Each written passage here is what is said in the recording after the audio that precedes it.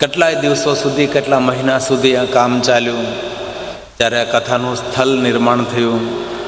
આટલી ભોજનની મોટી વ્યવસ્થા, મહેમાનોને રહેવાની વ્યવસ્થા, આપણે સૌને બેસવાની વ્યવસ્થા, એટલો મોટો પંડાલ, પવનની વચ્ચે અને વરસાદી વાતાવરણની વચ્ચે પણ આ ભગવાન મહાદેવની કથાનું આયોજન કર્યું.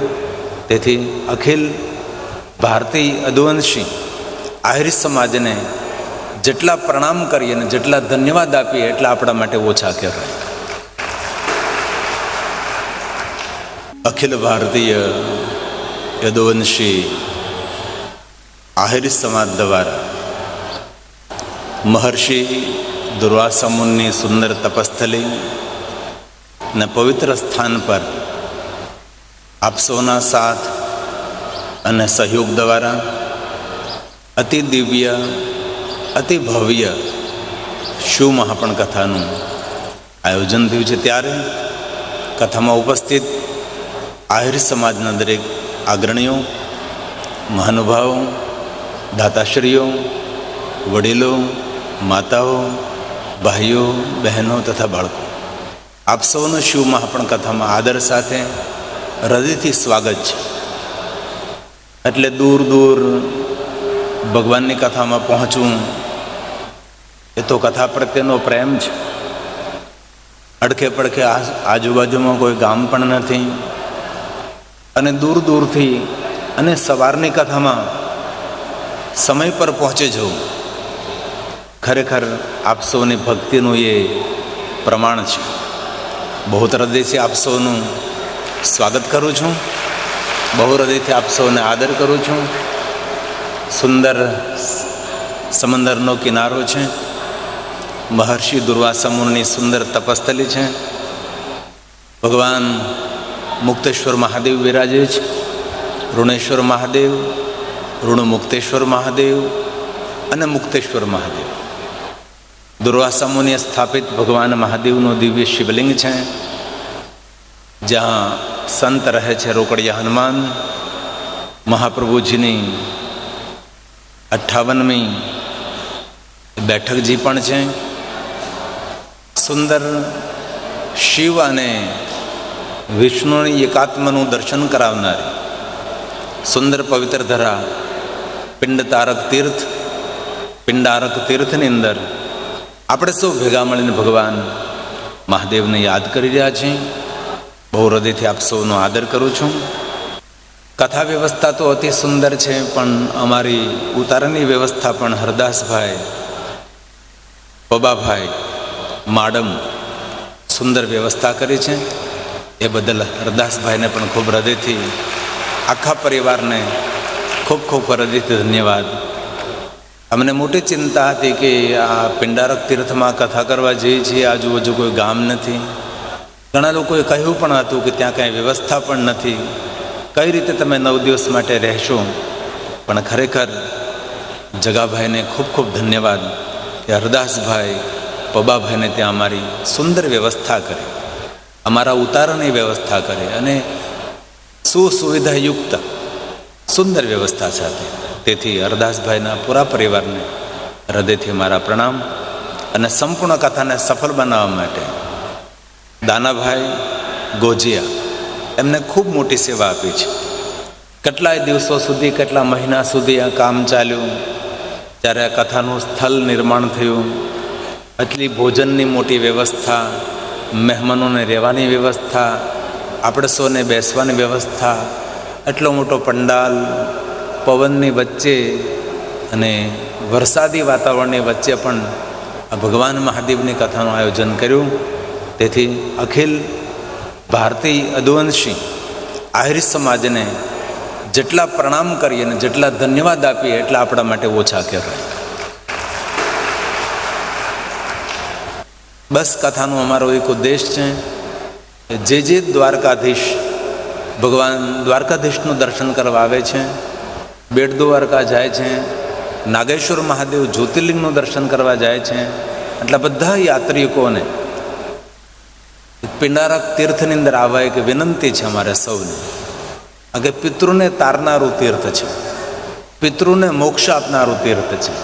પિતૃઓને પરમ ગતિ આપનારું તીર્થ છે. પિંડ તારક તીર્થ છે, પિંડારક તીર્થ છે. તેથી જે દ્વારકા જાય છે એ સૌને આપણે યાત્રિકોને વિનંતી કરીએ, દૂર નથી, રોડથી હાઈવેથી નજદીક છે. થોડા અંદર આવો એટલે કેટલું સુંદર દિવ્ય દર્શન. મહર્ષિ દુર્વાસા મુનિની તપસ્થલી, અને આ સ્થળ પર દુર્વાસા મુનિ એકલા નહીં રહેતા હતા. અસંખ્ય ઋષિમુનિઓ સાથે 12,000થી વધારે સંતોની ઉપસ્થિતિ હતી. દુર્વાસા મુનિ સાથે સૌ સાધના કરતા હતા, સૌ તપસ્યા કરતા હતા. તેથી સંતોના તપથી આ ધરતી તપસ્વી ધરતી છે. આ પૃથ્વી આપણી સૌની મનોકામના પૂર્ણ કરનારી છે, રીતિ સિદ્ધિ આપનારી ધરા છે. અને ભગવાન દ્વારકાધીશ ભગવાન કૃષ્ણજી જ્યાં રાસુ યજ્ઞ કર્યો હતો, દ્વારકાધીશ ભગવાન કૃષ્ણજી જ્યાં નિવાસ કર્યો હતો, એવી સુંદર પિંડારક તીર્થ દિવ્ય તીર્થ છે. અને આપણે સૌ આપણા ભાગ્યના વખાણ કરીએ છીએ કે આવા પવિત્ર તીર્થની અંદર આપણે સૌ ચૈત્ર માસની અંદર ભગવાન મહાદેવની કથાનું શ્રવણ કરી રહ્યા છીએ. તેથી આપણું પણ કોઈ પુણ્ય હોય, આપણા પણ કોઈ ભાગ્ય હોય, આપણા કોઈ પૂર્વજન્મના પુણ્યનો ઉદય થયો હોય, તેથી આપણને સૌને ભગવાન મહાદેવની કથા સાંભળવાનો અવસર આ પિંડારક તીર્થની અંદર પ્રાપ્ત થયો છે. અને સમગ્ર આહિર સમાજનું આભાર ને ધન્યવાદ વ્યક્ત કરું છું કે આ કથા કહેવાનો અવસર મને પ્રાપ્ત થયો છે. તે બદલ સમગ્ર આહિર સમાજને ખૂબ હૃદયથી મારા પ્રણામ, ખૂબ હૃદયથી અમારા ધન્યવાદ કે આપ સૌએ એક અવસર આપ્યો છે કે આ પવિત્ર તીર્થમાં ભગવાન મહાદેવની કથા ગાવાનો અવસર મળે. તો આવો શિવ મહાપણ કથાનો પ્રારંભ કરીએ. એ પહેલાં 1 મિનિટ માટે જે ચોપાઈ આપણે કંઠસ્થ કરવાની છે, સુંદર વિષ્ણુ યાગ ચાલે છે.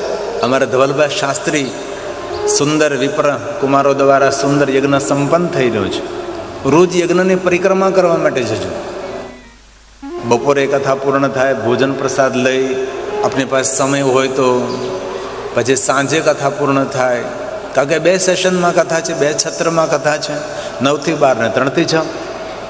તો 3 વાગે સમય મળે તો 3 વાગે, 6 વાગે સમય મળે તો 6 વાગે, સવારમાં સમય મળે તો સવારમાં. પણ યજ્ઞના રણને પરિક્રમા કરવાનો ખૂબ મહિમા છે. ચારો તરફ પરિક્રમા કરવા માટેની સુંદર વ્યવસ્થા પણ છે.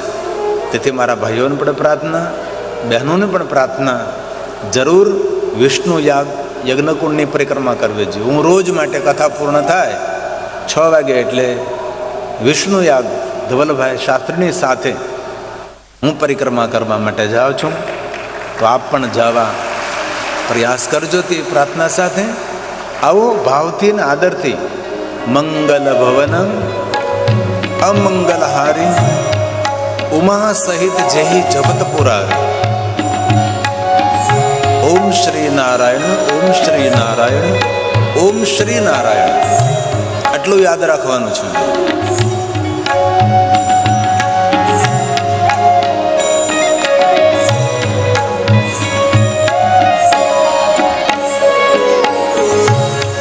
મંગલ ભવન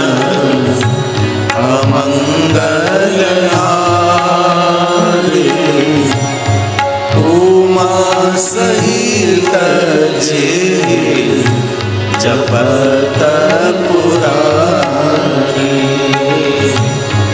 મંગલ ભવન અમંગલહારી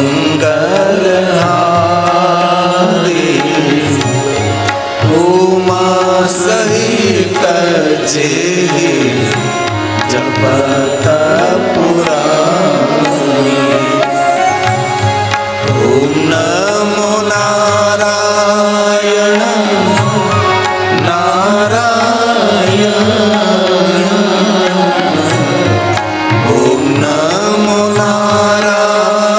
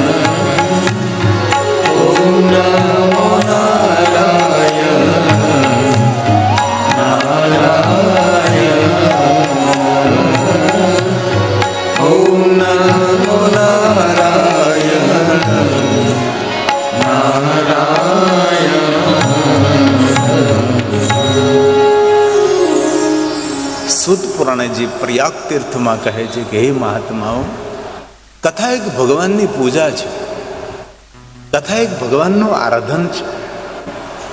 ભગવાન મહાદેવની કથા પુણ્ય નહીં મહાપુણ્યને આપનારી છે. એ મહાત્માઓ, જે મનુષ્ય ભગવાન મહાદેવની કથાનું શ્રવણ કરે છે એવા મનુષ્યનું દર્શન કરવા માત્રથી સર્વ તીર્થોની યાત્રાનું ફળ મળે છે. જે કોઈ મહાદેવની કથા સાંભળે છે એવા પુણ્યશાળી મનુષ્યનું દર્શન કરવા માત્રથી આપણું કલ્યાણ થાય છે. તેથી હે મહાત્માઓ, ક્યાં શબ્દોમાં તમારા ભાગ્યના વખાણ કરું હું કે આપ સૌ આ મહાતીર્થની અંદર ભગવાન મહાદેવની કથાનું શ્રવણ કરી રહ્યા છે. જ્યાં ગંગા, યમુના, માતા સરસ્વતી બિરાજે છે, આવા દિવ્ય તીર્થમાં આપ સૌ ભગવાન મહાદેવની કથા સાંભળી રહ્યા છો. કથા સાંભળવાનું જે પુણ્ય મળે છે એ પુણ્યનો ક્ષય નથી થતો. કથા સાંભળવાનું જે પુણ્ય મળે છે એ પુણ્ય સુખ આપે છે, એ શાંતિ આપે છે. અધિક કહેને સે ક્યા લાભ. દુનિયાના બધા જ યજ્ઞો કરવામાં આવે અને સર્વ યજ્ઞો કરવાનું જે ફળ મળે છે એ ફળ કથા શ્રવણ માત્રતઃ, ભગવાનની કથા સાંભળવા માત્રથી આ બધા જ યજ્ઞો કરવાનું પુણ્ય મળે છે. ભગવાનની કથા સાંભળવાથી સર્વ તીર્થની યાત્રા કરવાનું ફળ મળે છે. ભગવાનની કથા સાંભળવા માત્રથી દરેક દાન કરવાનું પુણ્ય પ્રાપ્ત થાય છે. ભગવાનની કથા જે સાંભળે છે તેને ભગવાનની પૂજા કરવાનું ફળ પ્રાપ્ત થાય છે. એ મહાત્માઓ, આદરથી, ભાવથી, ભક્તિથી ભગવાન મહાદેવની કથા સાંભળો. સાંભળવા ખાતર સાંભળવાનું નથી, ભગવાન ઉપર પૂર્ણ શ્રદ્ધા રાખી જે મનુષ્ય મહાદેવની કથાનું શ્રવણ કરે છે ભગવાન તેમની કામના, તેની મનોકામના પૂર્ણ કરે છે. આવું શિવ મહાપડા ગ્રંથમાં ભગવાન વેદવ્યાસજીએ કહ્યું છે. ગઈકાલે આપણે કથાનું દર્શન કરતા હતા કે ભગવાન વિષ્ણુજીએ નારદજીને એમ કહ્યું કે નારદજી, થોડુંક દુઃખ સહન કરી લેવું, પણ કોઈને શ્રાપ ન આપવો. કે જ્યારે આપણે બીજાને શ્રાપ આપીએ છીએ ત્યારે આપણા પુણ્યનો ક્ષય થાય છે, અને આપણા પુણ્યનો ક્ષય થાય તેથી જીવનમાં દુઃખનો પ્રારંભ થાય છે. જ્યાં સુધી આપણા પુણ્ય હોય છે ત્યાં સુધી આપણને સુખ મળતું રહે છે, સફળતા મળતી રહે છે, માન મળતું રહે, સન્માન મળતું રહે, પ્રતિષ્ઠાની વૃદ્ધિ થાય છે. પણ જ્યારે જ્યારે આપણા પુણ્યો બધા જ ખાલી થઈ જાય ત્યાર પછી આપણું પતન થાય છે. તેથી નારદજી, તમે કેટલું મોટું તપ કર્યું હતું, દેવતાઓ ઋષિમુનિઓ તમારો જયજયકાર કરતા હતા, અમે તમે ક્રોધાવેશમાં આવી શિવગુણોને શ્રાપ આપ્યો અને શ્રાપ આપવાને કારણે તમારા પુણ્યનો ક્ષય થયો. આવું ભગવાન વિષ્ણુજીએ નારદજીને કહ્યું. તેથી આ કથામાંથી આપણે સૌએ શીખવાનું છે, કોઈ દિવસ કોઈને શ્રાપ નહીં આપવાનો. ભલે થોડું દુઃખ સહન કરી લેવાનું, થોડું સાંભળી લેવાનું, થોડું બે ડગલા પાછળ હટી જવાનું, પણ આજથી આપણે સૌએ દ્રઢ સંકલ્પ કરવાનો છે, કોઈને શ્રાપ નહીં આપવાનો. ઘણા માણસોમાં શ્રાપ આપવાની બહુ જ આદત હોય. આવી રીતના આમ શ્રાપ આપતા હોય કે આનું આમ થઈ જાય, આનું આમ થઈ જાય, પેલાનું આમ થઈ જાય, તેમ થઈ જાય. નહીં, કોઈનું જ્યારે ખોટું આપણે વિચારીએ છીએ ત્યારે આપણું ખરાબ થવાની શરૂઆત થઈ જાય છે. જેટલું બીજા માટે સારું વિચારીએ, જેટલું બીજા માટે સારું બોલીએ, એટલું આપણું કલ્યાણ થાય છે, એટલું આપણું સારું થાય છે. આપણું સારું કરવું હોય તો બીજા માટે સારું બોલવું પડે. આપણું આપણે સારું કરવું હોય તો બીજાનું સારું કરવું પડે. આપણે સુખી થવું હોય તો બીજાના સુખ માટે પણ ભાવ કરવો પડે છે. કારણ કે ભગવાન મહાદેવે સ્વયં વચન આપ્યું છે કે જે માણસ ભાવ કરશે તેવું જ તેના જીવનમાં બધું જ તેને પ્રાપ્ત થશે. જેથી હૃદયનો જે ભાવ છે એ જ આપણને મળી જાય છે. તેથી ભગવાન વિષ્ણુજીએ નારદજીને કહ્યું કે નારદજી, તમારું કેટલું મોટું પુણ્ય હતું, આ બધું જ પુણ્ય તમારું બળીને ભસ્મ થયું કારણ કે તમે શ્રાપ આપ્યો. હવે નારદજી કહે છે, મારા પુણ્ય બળીને ભસ્મ થયા, તેથી મારા હૃદયમાં મને સંતાપ લાગ્યો છે, મને ઉદ્વેગ થાય છે, મને સંતાપ થઈ રહ્યો છે. આ સંતાપમાંથી મુક્ત થવા માટે મારે શું કરવું જોઈએ?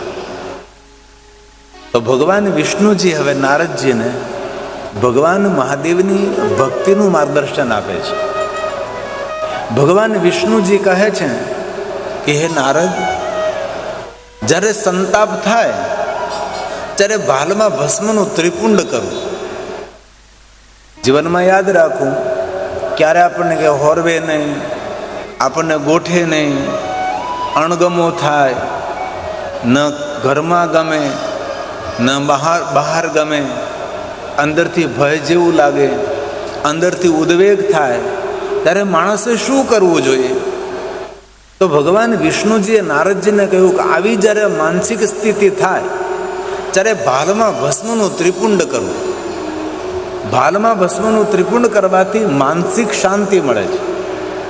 આમ જુઓ તમે, ભાલમાં ભસ્મનું ત્રિપુંડ કરવાથી ભગવાન મળે કે ન મળે એવું ન કહી શકીએ આપણે, પણ ભાલમાં ભસ્મનું ત્રિપુંડ કરવાથી મન બહુ જ શાંત રહે છે.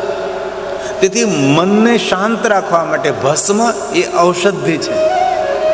તેથી ભગવાન વિષ્ણુજીએ નારદજીને ભાલમાં ભસ્મનું ત્રિપુંડ કરવાનું કહ્યું છે. અને સ્વયં ભગવાન બોલ્યા છે. હું તો મધ્યસ્થી છું. આ બધા શ્લોકો ભગવાન વિષ્ણુજીએ ગાયા છે અને ભગવાન સ્વયં કહે છે,